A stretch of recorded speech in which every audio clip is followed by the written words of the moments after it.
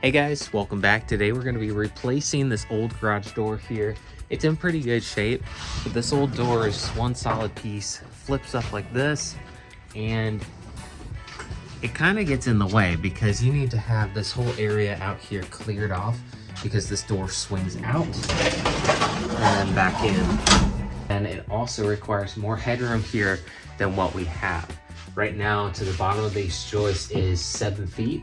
And if you look, whoever owned this house before us just took a saw to this and hacked away at these floor joists, trying to get the door to open like it should. And so some of these they've cut down to pretty much a 2x5 instead of 2x8s.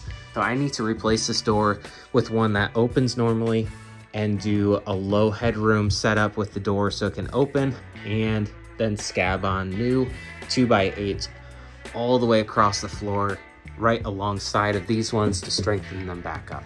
So the door that I'm going to be installing, I actually found this on Marketplace. A great deal. Somebody bought this, installed it 2 years ago, and they need to replace it because when they poured a cement driveway, they didn't have enough room for the door to close. So I actually need to trim this down anyways. I didn't want to cut a brand new door just to go in the space. So this one's pretty much brand new and it'll work perfectly. To get started, I need to take the old door off. Everything's going to be coming off, the springs, hinges, the whole setup except for that track along the top. I'm going to need that later on and I'll show you guys why. So installing this door is going to be a bit tricky because I don't have any headroom above the door opening, and you really need that for the tracks to be installed and for the door itself to go around that curve at the top of the tracks in order to set flat on the doorway below. And because I don't have that, I'm going to have to use a low headroom door setup that allows that top panel to close without going around the curve, and I'll show you guys that in just a minute.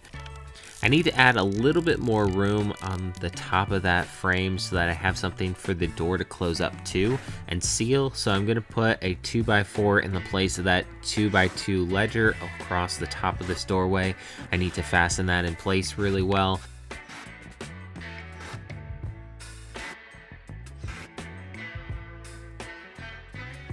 You can buy low headroom door kits. This one right here on the screen is from Home Depot. I'll leave the link down below if you're interested. But this straight garage door track that's going right up to the wall, it will be doing the same exact thing as that kit anyways.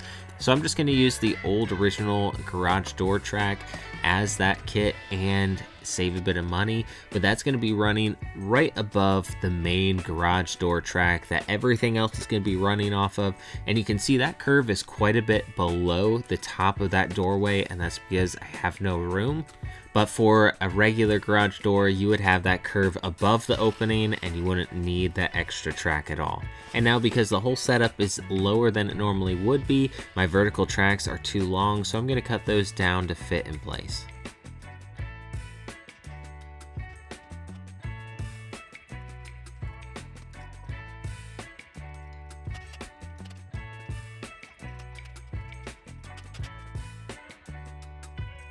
That's one side finished. I'm going to move on to the other side and get that track set up as well.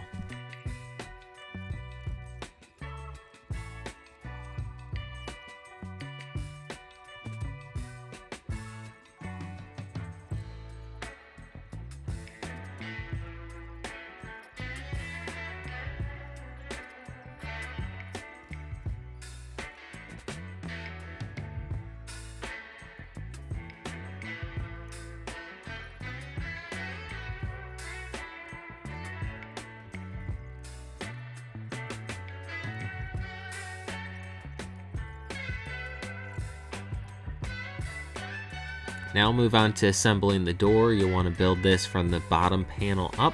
So install that bottom one first, then the second, third, and fourth on top.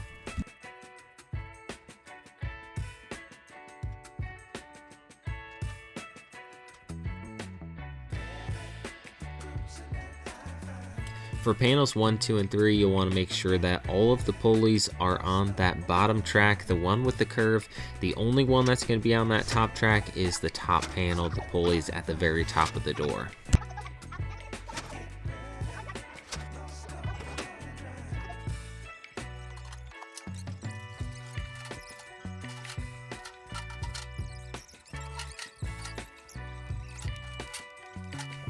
Now I mentioned before that our doorway was shorter than the standard garage door by 1/2 inch. So I need to cut that 1/2 inch off, but I also added on that 2x4, which extended it 1.5 inches further. So I'm cutting off about 3 inches, so I have a little bit more room to work with. And then I'm gonna take a 2x4 and put that across the top to strengthen it back up, because cutting off the top of the door is gonna take away all of the strength that it has and stability. But in order to get that 2x4 in, I need to notch each one of these vertical posts. There's one on each side and one in the middle, enough for that 2x4 to set down inside, and then I can screw everything back into that 2x4, and that will tie everything in nicely. Once that's finished, I can go install the top panel and see how it fits. Now at the top of this garage door, there's a little triangle bracket that holds the wheel away from the door and increases the amount of headroom that you're going to need for the door. With this low headroom setup, I need as much space as I can get, so that wheel needs to be as close to the door as possible.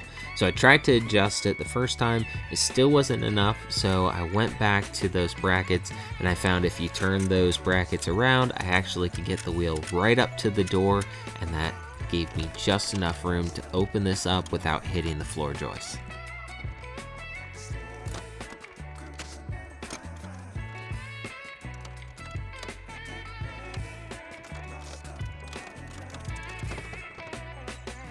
Once I turn those brackets around, worked perfectly, the door opens, and now I need to attach the pulleys and the springs to this so that it can take the weight off of that door and open a lot easier.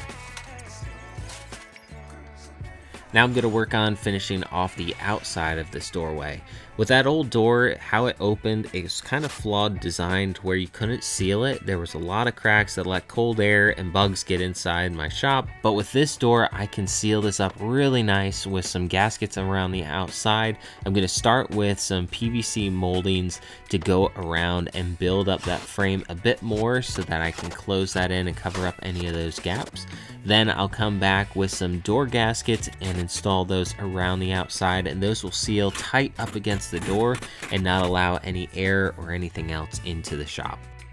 Sorry about the lighting, it's going to get a little dark. I was racing the sun but didn't quite get it done in time.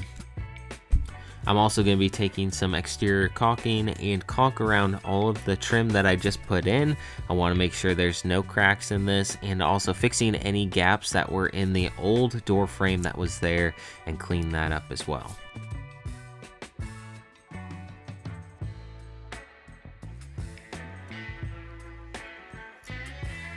Next, I'll be installing the door gaskets. That top gasket, I'm just going to cut the rubber square, and then the sides, I'm cutting a 45-degree angle on that, and it's going to look really nice up against that door. And I'll screw that in place, and then everything should be good on the outside of this doorway. It's so much better than it used to be. It's sealed, and nothing's getting around it now. Now, the last thing I need to do is add a lock on this, and because of how this door closes, that top panel won't want to stay closed or very tight up against those seals, and so I'm going to install a latch on the top. This is just a simple fence gate latch that works perfect for this, but as you close the door, you just push a little bit on that top panel and it will latch into place, and that way that top panel stays tight up against the seal, and when you want to open it, you can just flip the latch up and it will open right up for you. Alright guys, that just about wraps up the video for today. I hope you enjoyed this one or found it helpful. If you did, hit that like button down below and let me know in the comments what you thought. And don't forget to check out my channel for more content and subscribe if you have not already. Thanks so much guys for watching, and I'll see you in the next one.